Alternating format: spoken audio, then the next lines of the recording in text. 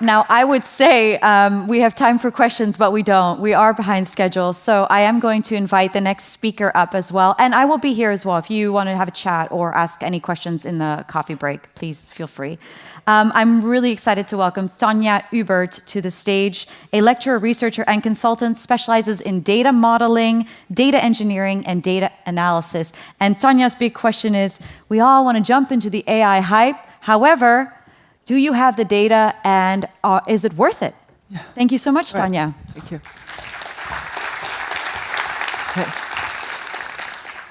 Since we're behind, I will quickly scan over who I am. You can read that later. I've been in data for 30 years now, maybe 31. I try to forget my age a little bit. Yeah, don't we all? I have a lot of content, but I'm going to skip over some things and try to tune in on what you think is really interesting. I put it in my slide deck for you to be able to look at it later on. So let's see how far we get. The first question we need to answer is, what is AI now? Because the term is deteriorating. This is the definition from Gartner from the last AI and data conference in London.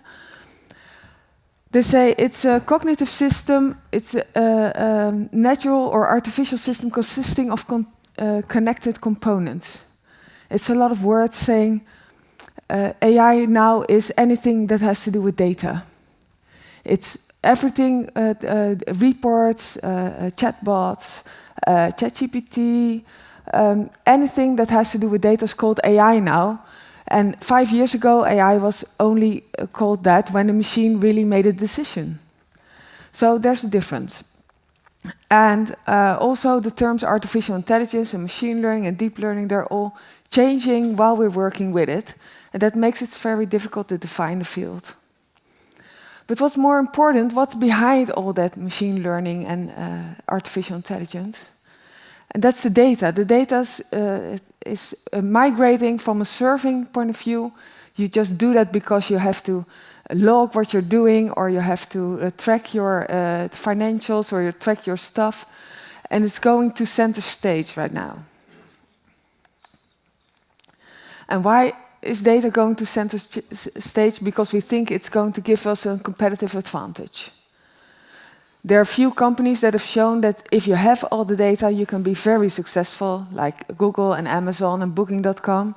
I mean, look at Booking.com. It's a company that doesn't make anything, doesn't sell anything, and doesn't have any assets, and still they're making really big profits.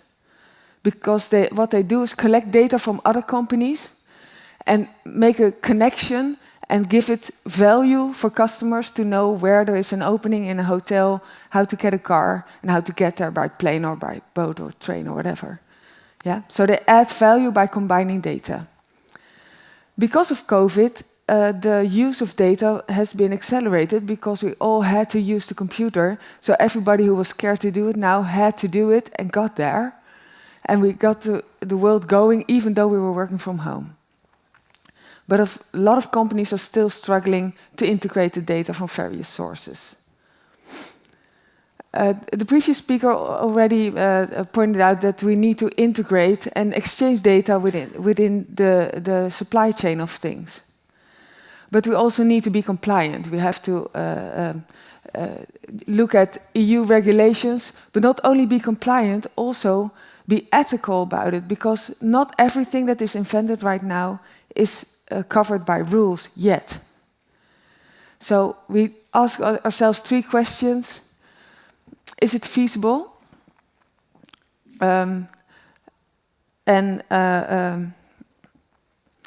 Is it legal? But also, do we want really to put this into the world? Is it desirable? Yeah, so feasible, legal, desirable. Those are really good questions to ask yourself. Because we have to think not only about what we're bringing into the world, but also what the implications are. Who's affected by it? Maybe unintentionally. And what will happen to those persons if we do that? Keep the people in the loop. AI has become a partner, helping you doing your task better.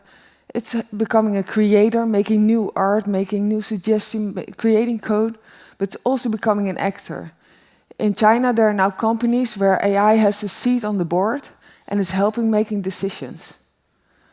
I don't know if I want that for my own future, but it's happening right now while we're speaking here.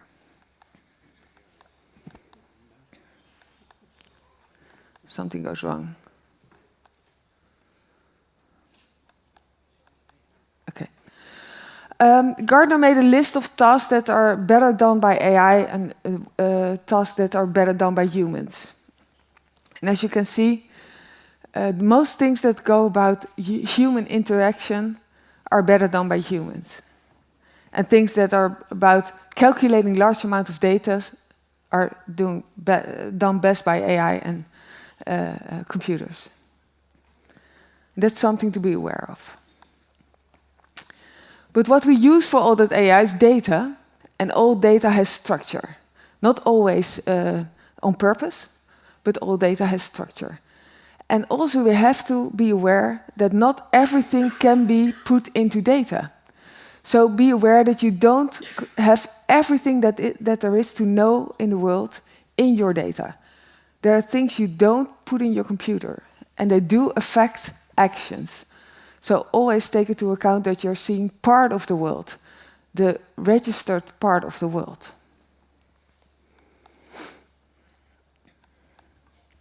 So why did I get into data modeling? Well, I started with computers in 1989.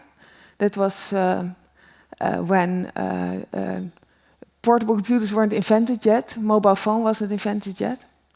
But we did collect data because I was working at the tax office at that time. The computer I was working with is now parking lot level 1 and 2. That's how big it was. And it could do less than my phone now. So that's how we have evolved. When we have data modeled, we can model it up front, modeling on write. We can also model on read. We find the structure in the model when we get the data out. There are a lot of data models.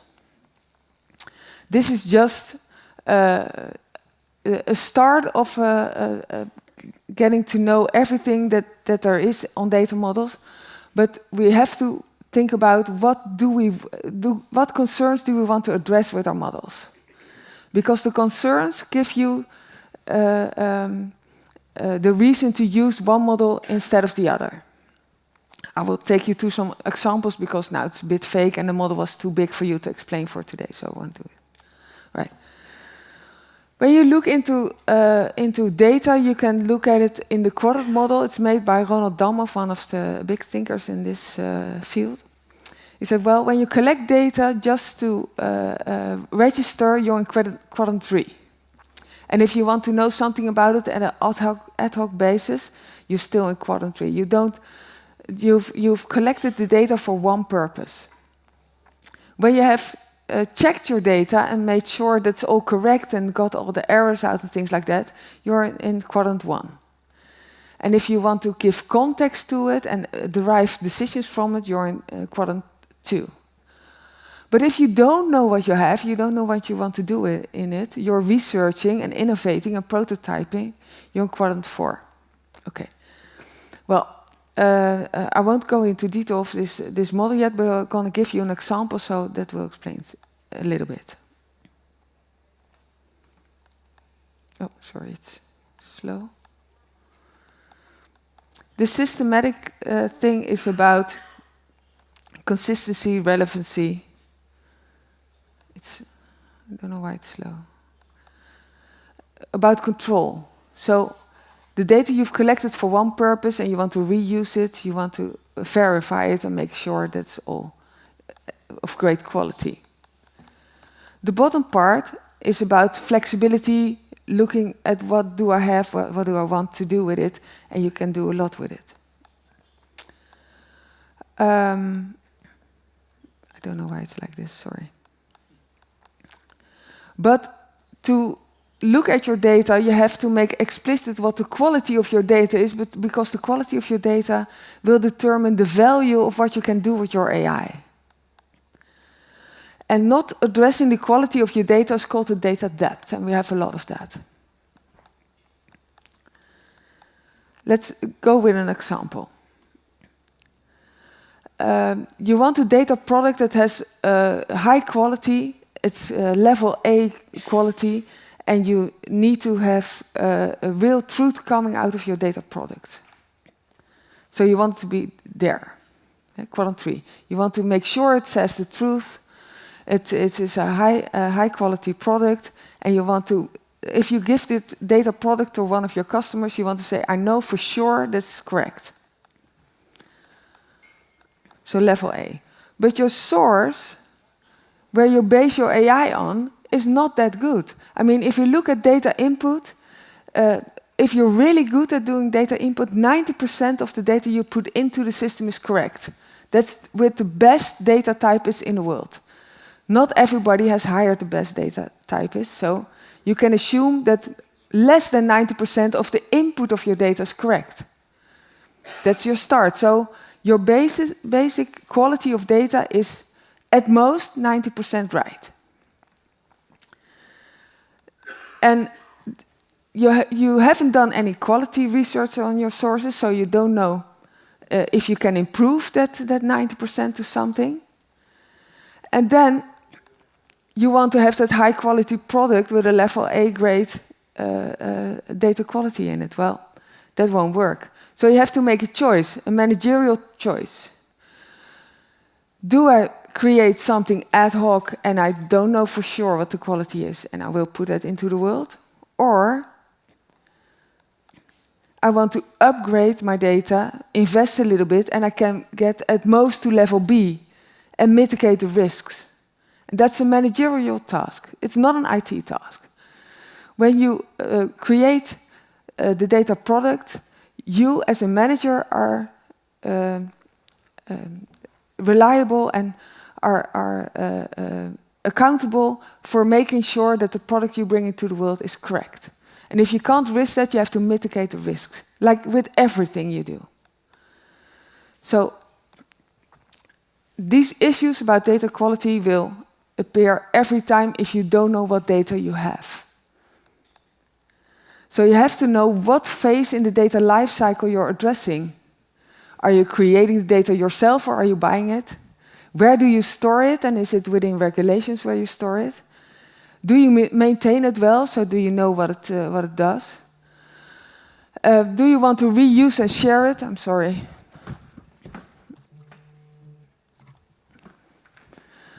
And where do you archive it? How long do you save your data, and when do you want to destroy this data? So that's the data lifecycle.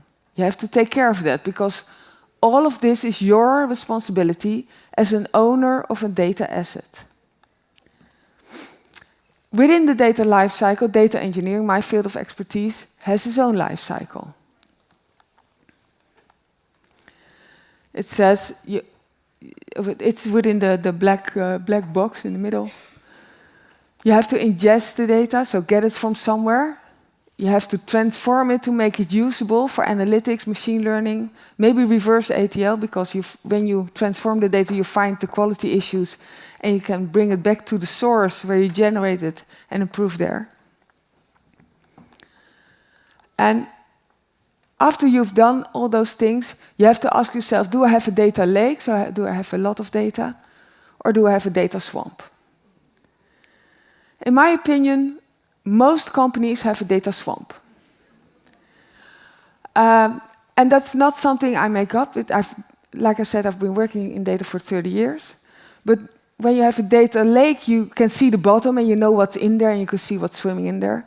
In a data swamp, you hope that there's something at the bottom that could be useful, but you have to clean it first.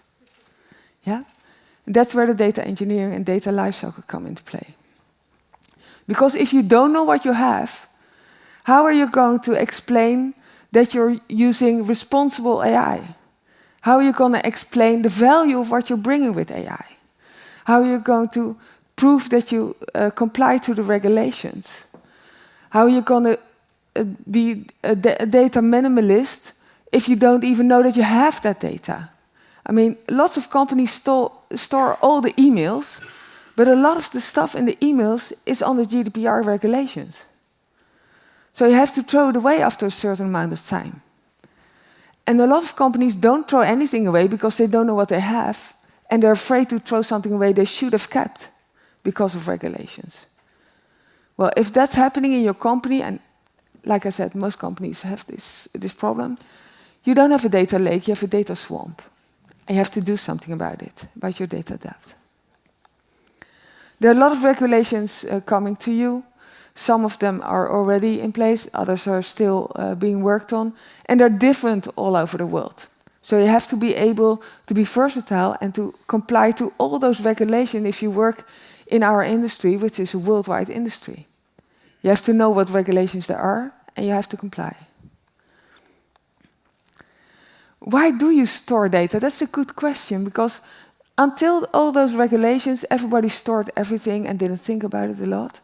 But now you have to really think about the purpose, because the purpose is the base of all regulation. So do you store it for compliance? Because you want to have an integrated view of your work?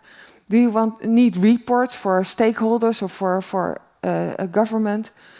Or do you want to reuse your data for data science and machine learning? And how do you store the data? Do you store it structured in an ER model, which is the most used model in the world right now? And this was invented in 1949, still going strong. Or in a star schema, or a data vault, maybe if you're more modern, or anchor model, even more modern. Or do you use graph databases, key value storage, column-based storage, document-based storage? It all depends on the purpose, the rhythm, and the grain, and if you want to save history of your data, and if it's needed. And of course, if you want to reuse the data, because if you don't, just throw it away when you don't need to have it anymore. You want your data to tell a story.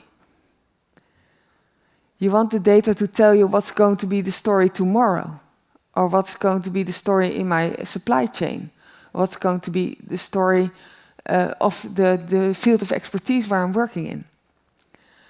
And if there's anything I've learned in these 30 years, data cannot predict everything, but it can help you look into what's possible. So use it as a way to help you see what could be the future, but still make conscious decisions in which future you want to be coming for you. We can use flat files for that. Flat files is the most used way of making AI nowadays.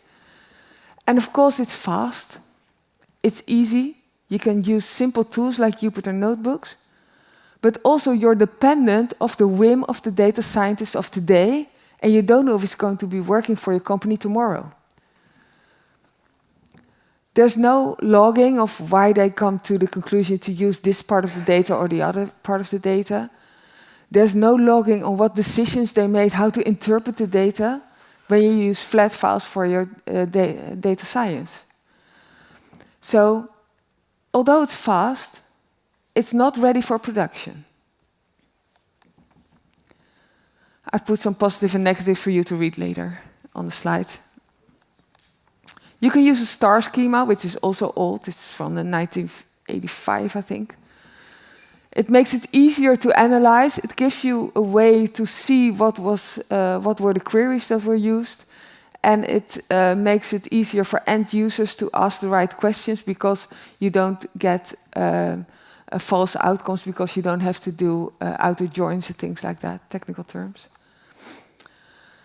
But a star schema is also not something that an end user can make, so you need a specialist to make one. Nowadays we have ensemble-oriented models like Data Vault and Anchor that help you store your data transaction-wise first, but also have all the history in it, and even an Anchor model can help you to record how true you think your value is. So you have a POSIT in there. I think there's a ship coming at 2:30, but I'm 90% sure, because we don't know what the wind is going to be in effect. Something like that. That is what you can put in an Anchor model, and no other model will support that. Sorry, there's more detail about it. So you're using data to look at the data you collected for one purpose in a different perspective. And that's also the big risk you're taking, because data collected in one context could mean something else if you put it in a different context. So you really have to know if it is fit for purpose and if it is possible even to reuse that data in a new context. So think about that. All right. A lot of people say, well, I don't do structured data, I do NoSQL, because if there are no rules, I have total freedom, which is of course not true. It's not the same thing as total freedom. It's total chaos, yeah, that's true. It's not total freedom, because still, even if you have unstructured data in your data swamp, you have to comply to all the regulations. So don't mistake no rules for total freedom. But it does help in some ways, because you can collect other types of data that you couldn't in structured ways. These are a few examples. And a key question to ask yourself when you develop data products is not only what is the quality of my data, but with whom can I create this data product? Because you need to know your stakeholders, because your stakeholders determine what regulations are, what regulations do I need to comply to. And also you have to think about what goal do I want to achieve with this data product. What does it bring for me and the partners that I'm working with and the stakeholders that are involved. So don't define value just as a monetary thing. Also look at the implications in the social arena or in the environmental arena. And very important, if you make a data product, measure your results. Make sure you know what the implications are and have something in place that you can refocus your efforts if they're not giving the results you want, because you don't want to implement stuff that you're using and nobody knows why you're using it anymore. Because data products, although profitable, are also very costly, usually. So co-create with all the stakeholders. And if you want to know how mature your data is, you could use this DNA maturity model. There are a few of them, but these are one of the things you can think about. I won't sum it up, but I put it in the slides for you to look at it later. And of course, resolve your data debt in your maturity. And of course, do it all sustainable. So when you make your data product, don't just think about the data, but also think about the resources you need to make the data product. How many servers do I need? How much energy does it cost? How much cooling water do I need to cool those servers? How much carbon footprint do I make by making my data product? And of course, what is the impact of what I'm making to the people that are impacted with what I'm doing? And of course, make sure you're on top of things, the things you put into the world, make sure you can govern them. Know what you're doing, know what regulations you have to comply to, and also be ethical about it. And mitigate the risks.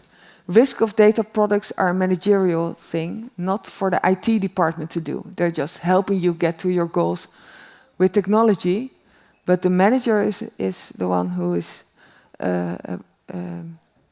accountable for everything you put into the world. So technology can enable you, but it's not in the lead.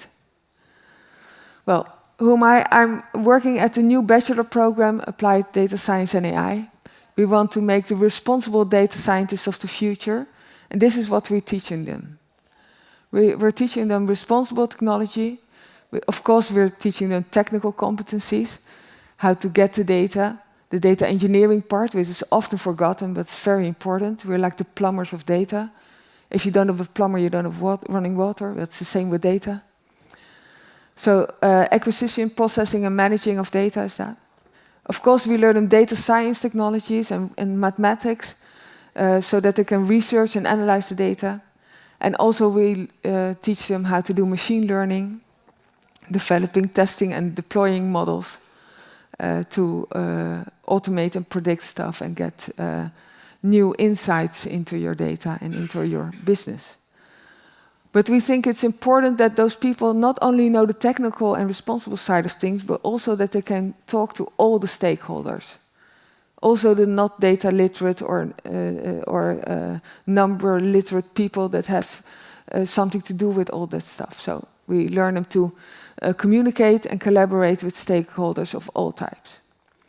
And of course we want them to be eager learning because, as the previous speakers stated, that this field of expertise is changing while we're sitting here, and it's going to be different when we walk out the door. How am I with time?